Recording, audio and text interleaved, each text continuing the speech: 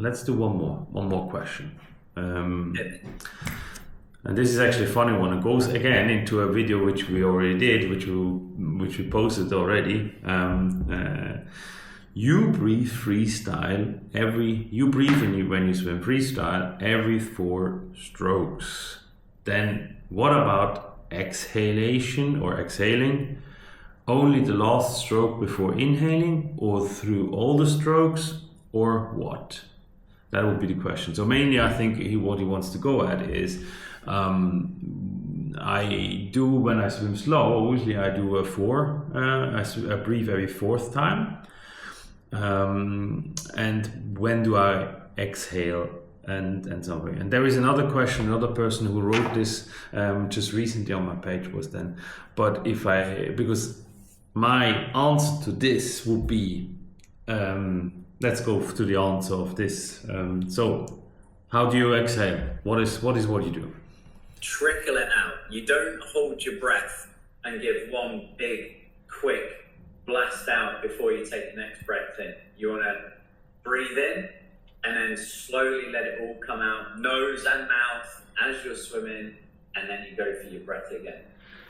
Is that how you do it? No, yeah, I would even go that far. Whether you do a bilateral breathing pattern, so breathing every 3rd stroke, whether you breathe every 2nd stroke, whether you breathe every 4th stroke, or every 5th stroke, every 7th stroke, as soon as your head goes under the water, you start to breathe out. You want to empty those lungs. Forget about buoyancy. We talk about people who don't know how to breathe. People who end up at the other end of the pool and are in this moment because their lungs are filled up with used air. We talk about these people. We're not talking about pros and whatsoever, because these people wouldn't question.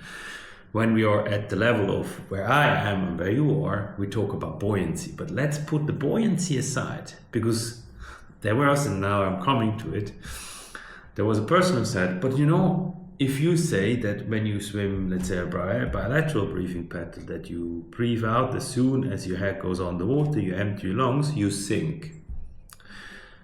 No, you don't. If you're in a movement, in a vertical movement forward, if you move with your arms in strokes, the sinking part will not be it. The sinking part, we had it. If the head position goes up, then your legs go down. If your core is very weak, then you might go down as well. But even then it's hard. Look at my underwater freestyle videos. It is very hard to swim underwater. So it's really not. If you're in a movement, it's very hard to sink. So that argument that when you breathe out, that you sink only occurs when you're stable and you're like this in the water, and then when you let go of your air, you will go down. That is the only moment when this happens. So buoyancy, forget about it. So as soon as your head goes on the water, you start to breathe out. If you want to test it, go to the side of the pool, hold your hand onto the side of the pool and just breathe out, breathe out, breathe out until the end. Turn your head. Breathe in, turn around, breathe out, test this, then start to put it into your swimming and then train it that way. I don't know, that is how I would say it. So we breathe out as soon as the head is on the water. Yeah, exactly. Just get it out, get the used air out, and then I agree with you. And you said you mentioned about bilateral breathing. I'll just add to that as well. A lot of beginner swimmers, early triathletes, I'd say over-focus on trying to maintain a bilateral breathing pattern. And I wouldn't stress about it.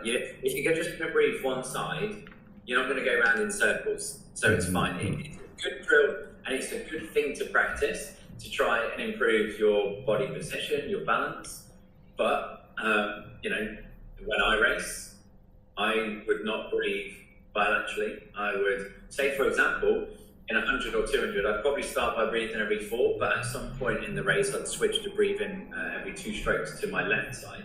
And the reason I do that is to get that air exchange, to make sure I get oxygen into my lungs.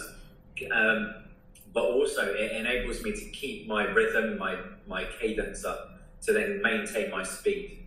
Well, there you have it. So in the end, do the breathing pattern you are comfortable with. Train the others, do the one which you're comfortable with.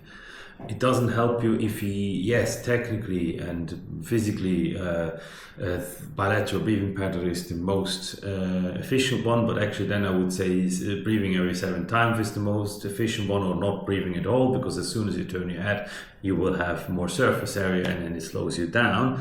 So what does it help you to maintain a bilateral breathing pattern when it slows you down because it's not comfortable and it hinders you from having a proper technique? So that is my argument then.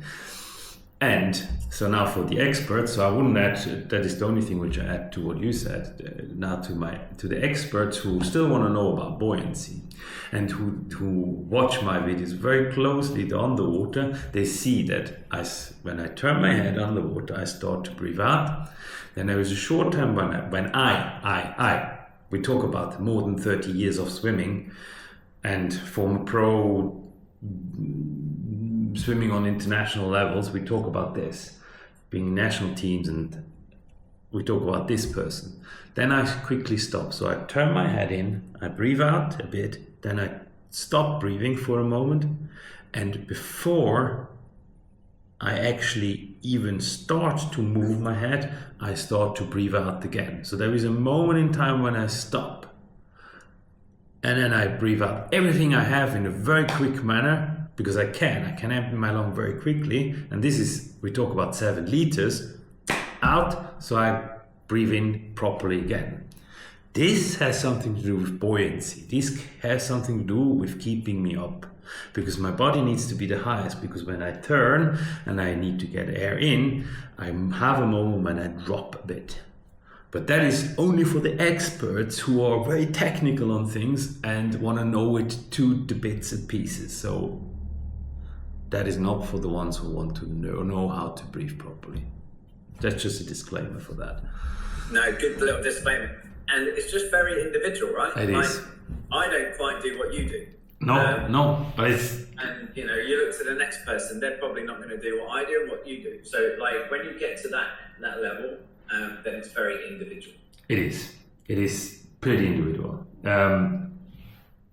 So I think we have 3 super topics. I think I don't want to go too much more into detail. I think we will touch bases on other calls we have.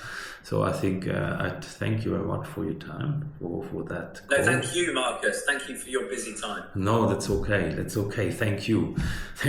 So guys, follow, like and share video.